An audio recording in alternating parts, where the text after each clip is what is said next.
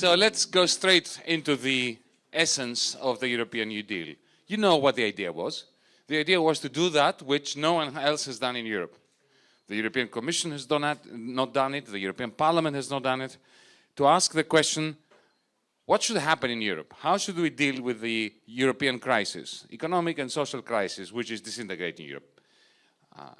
Is there an alternative to the present policies?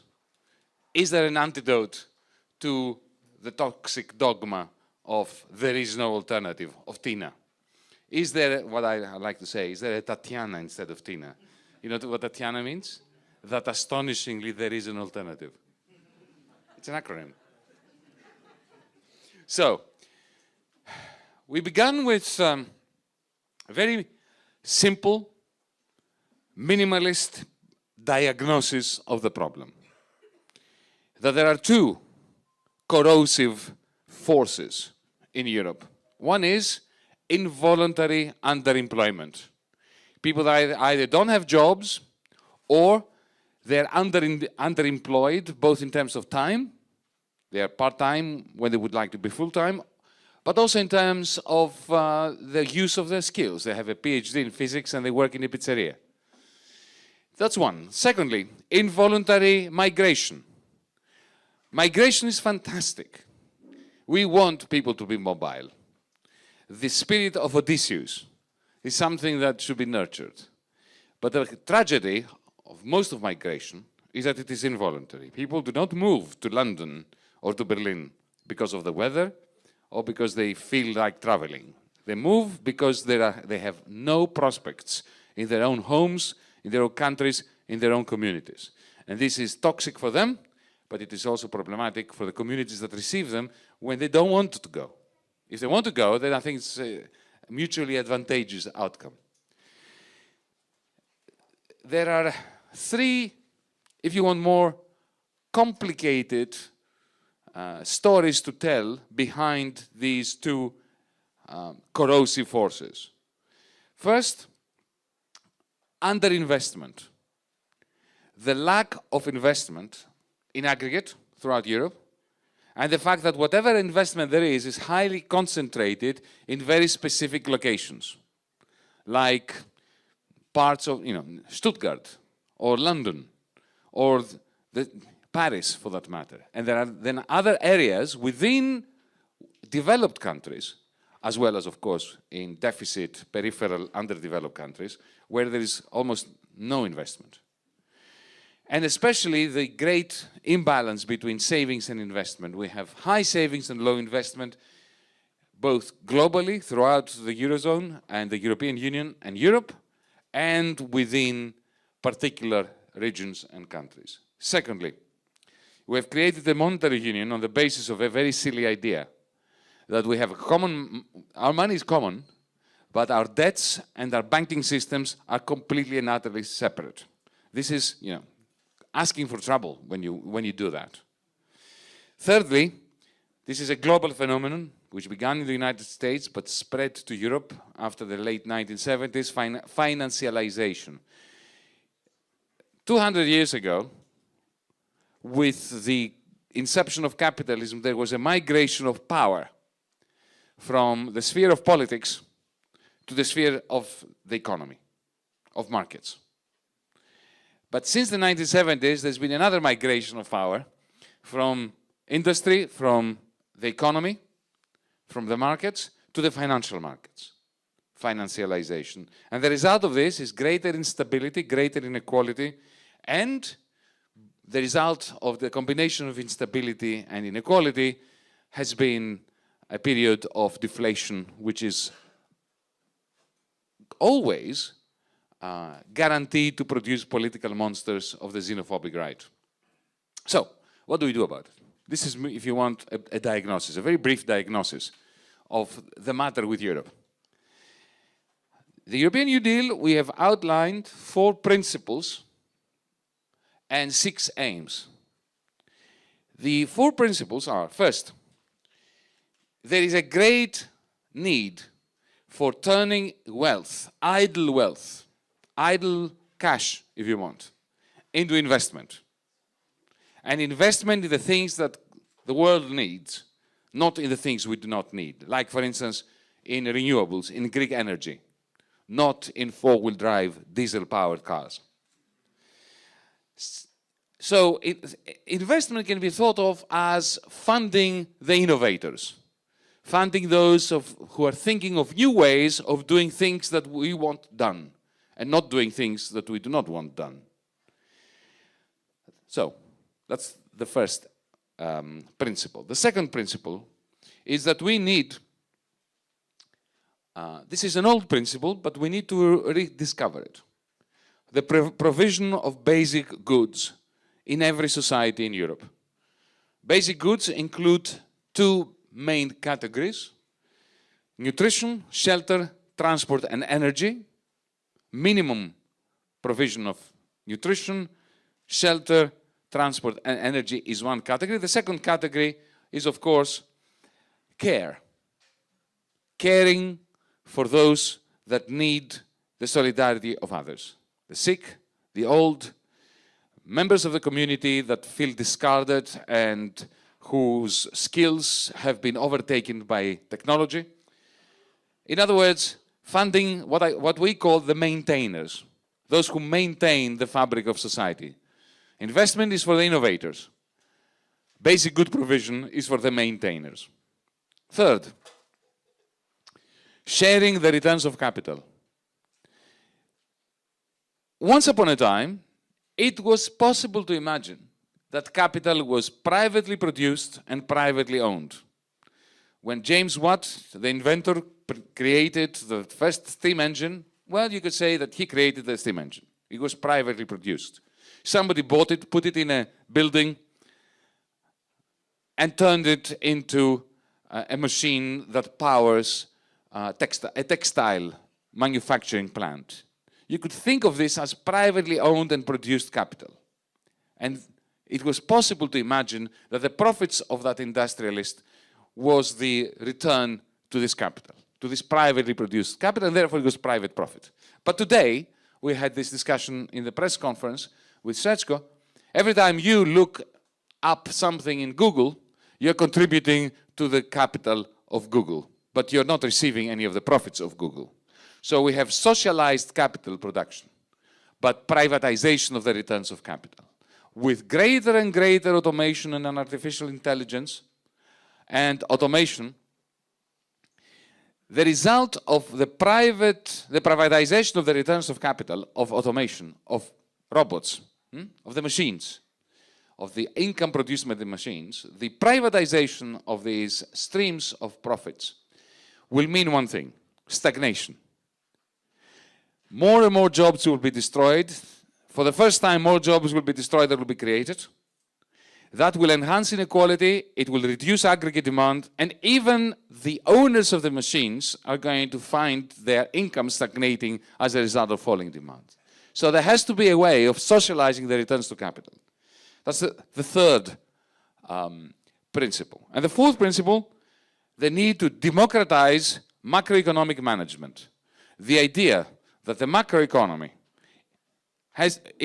must be managed by technocrats, unelected technocrats, and that this is a technocratic job, like building a bridge. When it comes to building a bridge, yes, there's no doubt, we need to have experts building it.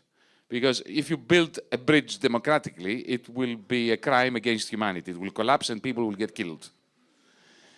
But to imagine that there are experts, technocrats, that can apolitically and technocratically manage the economy is effectively to fall into the trap of seriously bad economics and toxic politics. Now, these are the four principles on which the European New Deal is founded. Let me now briefly talk about the 6 aims. First, taming finance and banking and repoliticizing the creation and supply of money. By this, I'll just give you some brief examples and then we can discuss it. Strict limits on how much a bank can be exposed as a percentage of national income. Having Deutsche Bank have exposure 6 times the national income of Germany is just surreal. 6 times the national income of Germany is the exposure of Deutsche Bank. That is why it's bankrupt. And that is why nothing can be done to make Deutsche Bank solvent again. Equity, minimum equity ratios. At the moment there are 2.5%. There should be at least 15%. We should have, in conjunction with regulated finance, we have the technology to create what we call in DiEM a public digital payment system. Every time you pay using your credit card, your debit card, web banking, you're using the bank system as a payment system. We need to have a competitor to the private bank payment system in the form of a digital payments platform that is free. It's like a public utility, like the roads, without tolls and without creating monopoly power for financiers. And finally, given that we have many different currencies in Europe, we don't just have the euro. We have the Danish krona, we have the Swiss franc, we have the British pound. We need what we call a European clearing union. And if we see the disintegration of the euro, this is not a policy by DiEM, but it may happen whether we like it or not. It is important to plan in advance a system for binding together our different kinds of currencies in a system similar to what John Maynard Keynes had proposed in Bretton Woods in 1944 and which was rejected by the Americans. And in European Clearing Union, which is based on a fictitious digital common accounting unit, we can call it the Q or the euro for that matter, which has a variable exchange rate with different currencies. All trade takes place in this accounting unit, and you penalize both surplus and deficits, trade surpluses and trade deficits, by means of a small tax on both surpluses and deficits. And what that tax does, it funds investment in the deficit parts of Europe in order to ameliorate for the capital transfers which cause bubbles, which then burst and then cause deflation to places like Greece, Spain, and so on and so forth, while at the same time places like Germany are consumed in negative interest rates because you have this glut of money as a result of the surpluses. Secondly, funding a green investment-led recovery program, a New Deal. This is the New Deal part. The proposal here is that our investment banks, like KfW in Germany, like the European Investment Bank, like new investment banks that we should create in different parts of Europe, should be linked to central banks. The investment banks, public investment banks, should issue bonds, sell them to the private sector with the central banks standing by, ready to purchase those bonds to support them, in order to make sure that the capacity of central banks to print money is directed straight into green investments. Thirdly, I mentioned before the basic goods provision for the maintainers. It's a question of how do we fund it. I'll come back to this in a moment. Fourthly, DiEM has a policy of what we call a universal basic dividend. Not a universal basic income. We do not believe that we should give a given fixed amount of money to everyone in Europe, independently of their income, coming from taxes. But we do believe in such a universal basic payment coming from the returns of capital, increasing socialization of capital. Every time a company issues new shares, 10% should go into what we call a European equity depository, and the dividends of those shares should be distributed across all Europe, across all Europeans, on the basis that we are equal shareholders of the artificial intelligence and the automation that comes out of socially produced capital. Number 5, pan-European coordination. It is spectacular how the Bank of England, the European Central Bank, the Bank of Switzerland are not coordinating with one another. You don't need to have a European Union in order to have a rational coordination of monetary and fiscal policy. Sixth, very important, defeating the euro crisis. Here we could spend hours talking about this, but I'll just mention very briefly the 4 policies that we are proposing for resolving the euro crisis today. tomorrow morning, let's say. Let's not exaggerate. Tomorrow morning. Yeah? Or actually Monday morning. First, by means of using the public digital payment system that I referred to before, that creates more fiscal space for fiscally stressed countries like France, like Italy, like Greece, like Portugal. Secondly, a proper banking union. Every time a bank fails in Italy or in Portugal, they should stop being Italian and Portuguese banks. They should become Eurozone banks that are recapitalized directly from the European Stability Mechanism. Their board of directors thrown out and replaced with directors from all over Europe, so that Europe gains ownership of the banks it recapitalizes, but the bankers themselves go home, if not in prison.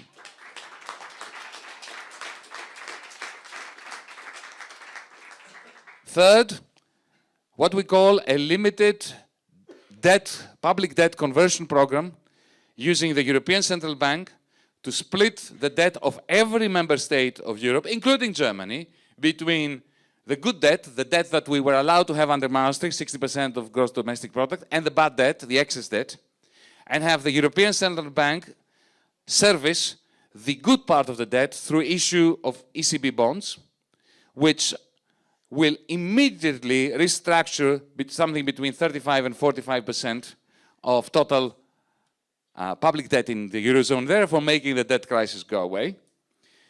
And finally, a program for convergence and fighting poverty. This is the idea that some of us had from the United States. Do you know, if you're poor if you're a poor family, if your family is poor in the United States, independent of whether you live in New York or Minnesota or Missouri, you get a check that allows you to go to the supermarket and buy food. Food stamps, they're called. And you know who signs them? The head of the central bank. The head of the Fed. The equivalent of Mario Draghi. Do you have any idea how unifying this check is? When a poor family anywhere in America gets a check with which they can buy food, signed by the head of the Federal Reserve, they feel American. Imagine if there was a check arriving in the letterbox of a poor family in Holland, in Eastern Germany, in Portugal, in Greece, in France, signed by Mario Draghi, that allowed these people to put food on the table. The unifying capacity of that would be amazing. And do you know how many profits the European Central Bank makes, accounting profits? Well, why not use those in order to fund the food stamp program? These are things that we can do tomorrow morning without any treaty changes. And this is where our criticism of Macron is. Why talk about a common finance minister, federation-light treaty changes that will take forever to perform, when we can do these things tomorrow morning and stabilize Europe?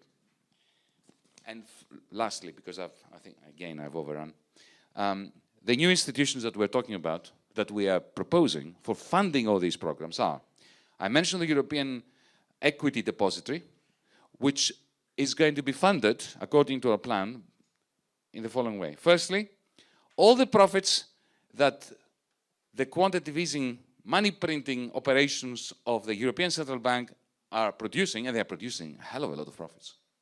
Every time they buy a bond, that bond pays interest, that profit goes into the European Central Bank, goes into the EED, the European Equity Depository. All the profits from the so-called Target 2 system.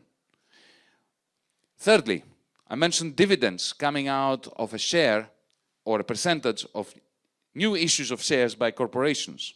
They should go into the European Equity Depository. Levies on intellectual property rights for Google and for the other conglomerates that make huge quantities of money out of simply receiving monopoly profits over intellectual property. A pan-European inheritance tax, which can be introduced simultaneously everywhere without any treaty changes. And finally, a hefty carbon tax to be applied everywhere and therefore break a coalescence between green politics and left-wing politics. Because if you use a carbon tax that limits the production of CO2 and use it in order to fund the universal basic dividend, basic goods, caring for the community within the community, a jobs guarantee plan. That is suddenly the red-green coalition that we have never managed to produce in Europe. And finally, in the short term, in the next few months, if we had the power, we could immediately implement, it's really very straightforward, the public digital payment system, the link between investment banks and central banks, the anti-poverty program funded, the food stamps that I was referring to, funded by the central bank profits, and the solution to the European crisis. This can be done very, very quickly, those policies that we are advocating. In the medium term, that will take longer. The bank regulation system, the what we call the Hercules network, a new agency at the pan-European level for designing, managing and implementing green investment projects throughout Europe, the housing and jobs programs, and the coordination between fiscal and monetary policy throughout Europe. That's something that needs at least a year or two. That's the medium term. And the longer term, the European basic dividend that I mentioned. And of course, once we have all that, we can start drafting together the European democratic constitution that we need. That's the European New Deal.